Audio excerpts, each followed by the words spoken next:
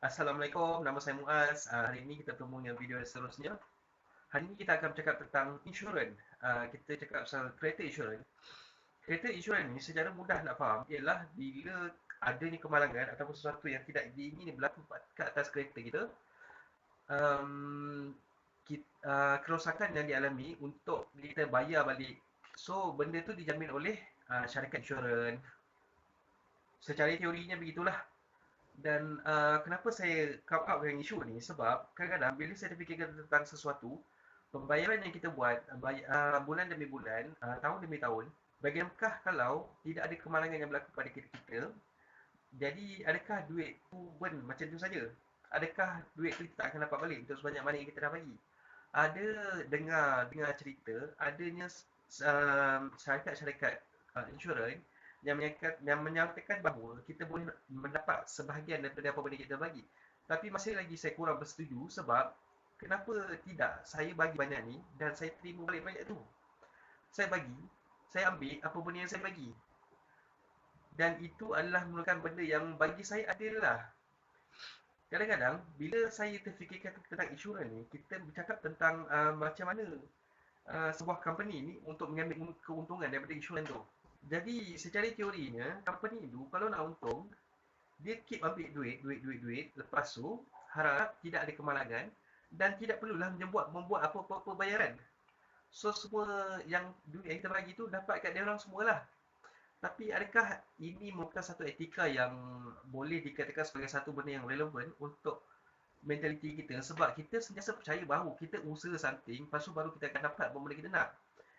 Dan dilihat seperti mereka tak banyak usaha yang mereka buat. Contohnya macam kita, macam membuat satu produk, baik kita memasak, baik kita mengkaji, kita mencipta, mereka melukis, design.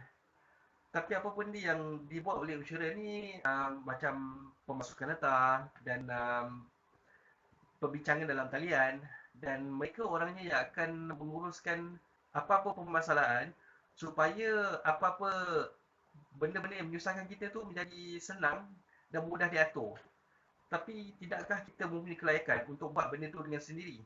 Maybe bagi saya, apa benda yang membuatkan saya berpuas hati ialah bila saya memberi satu pembayaran dan ketika itu bila saya dah tak mengulang lagi bayaran tu, saya ingin mengambil balik segala yang saya telah bayar. So maksudnya berapa banyak saya bagi, berapa banyak saya dapat.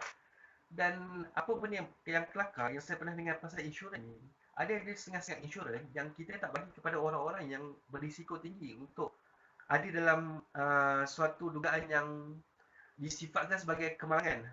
Maksudnya, ada setengah-setengah insurans kita tak bagi kepada orang-orang yang menaiki motor. Kita hanya bagi kepada orang-orang yang banyak bekerja di dalam ofis. Kita bagi banyak kepada orang-orang yang kerjanya bukan di atas duduk di atas jalan raya. Sama juga insurans yang diberikan kepada orang-orang yang sihat. Tapi kepada orang yang telah mempunyai sakit, dia orang tak terimalah benda privilege ni.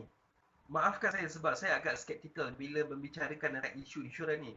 Sebab insurans, apa benda yang membuatkan saya teringin nak tahu pasal benda tu ialah mereka ialah penjamin kepada saya punya kesihatan dan saya punya masa depan. Tapi macam mana dia orang nak menjamin kehidupan saya kalau company itu tiba-tiba bankrupt? Maksudnya company itu tiba-tiba bankrupt, maksudnya tiba-tiba berlaku suatu bencana yang tidak dapat nak difikirkan akal sehingga orang-orang yang mendapat kemudaratan tu tak dapat lagi ditampungi oleh company itu sebab company itu punya profit dah turun sebanyak negatif persen. Maksudnya diorang dah tak ada duit untuk dikeluarkan sebab duit diorang bergantung kepada berapa banyak yang kita bagi.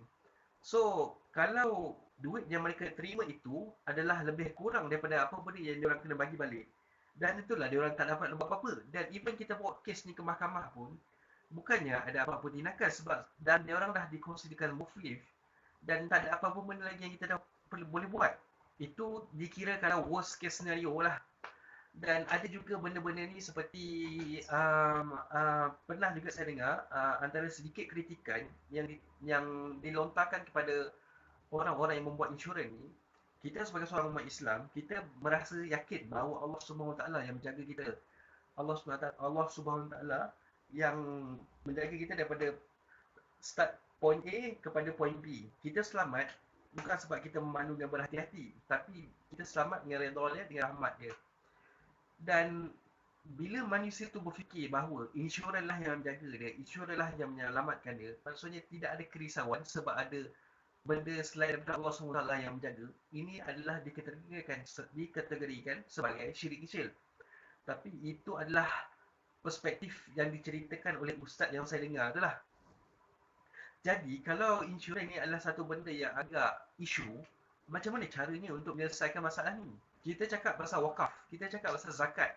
Zakat ni kita bagi kepada orang-orang yang memerlukan. Zakat ni adalah memberikan kepada orang-orang yang susah.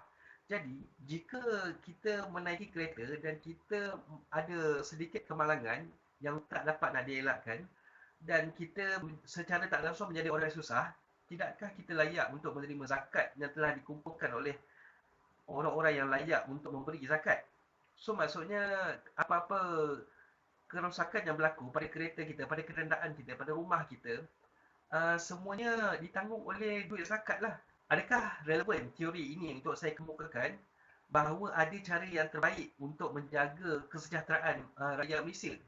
Maksudnya setiap kawasan tu ada komuniti yang menjaga, dan disebabkan tidak ada kepentingan untuk mana-mana pihak untuk menjaga duit yang sebegitu banyak yang mereka telah terima, mereka merasakan tidak kisah selagi mereka merasakan bahawa mangsa-mangsa orang yang mengalami kemalangan ini adalah orang-orang yang terinaya.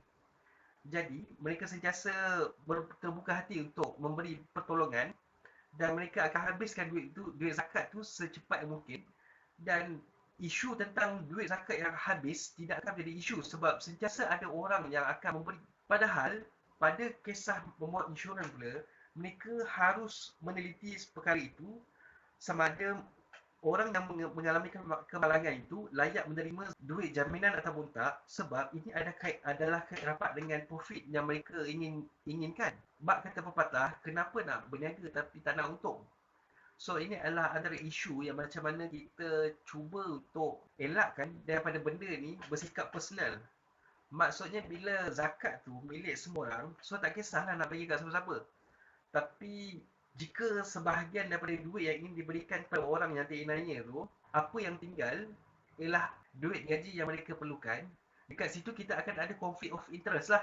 Apa-apa pun maybe saya perlu meneliti lagi tentang insurans ni, dan saya cuba faham dulu kenapa dan mengapa benda tu perlu ada. Dan apa-apa yang saya cuba sampaikan kat sini tidaklah memberi nama buruk kepada syarikat mana-mana syarikat insurans. Cuma saya ingin faham tentang dunia ni, macam mana dia beroperasi, supaya saya faham dengan apa benda saya buat, supaya saya dapat redha dengan perbuatan-perbuatan mereka. Apa yang dikategorikan sebagai adil, apa yang dikategorikan sebagai sesuatu yang sedap untuk didengari. So itu antara persoalan-persoalan yang saya timbulkan. Dan adakah anda juga berfikirkan benda-benda yang sama? Ataupun ada benda-benda yang saya tak tahu ke?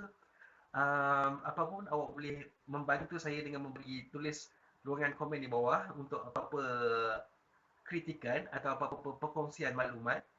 Dan adakah relevan untuk zaman sekarang ni untuk saya berfikiran sebegitu? Adakah boleh untuk kita merealisasikan idea tentang pemberian zakat kepada orang-orang yang mengalami kemudaratan? Dan adakah benda ni, antara maksud lain ialah tanggungjawab yang sedia untuk digalas oleh umat-umat Islam, di mana mereka lebih membantu antara satu sama lain daripada mereka mengharapkan hanya setengah pihak saja yang boleh membantu mereka. Jadi, apakah pula pendapat anda? Apa-apa pun, jangan lupa subscribe ataupun like saya punya channel. Nanti kita akan cakap pasal topik lain pula ya. Apa-apa pun, baik jaga diri. Assalamualaikum.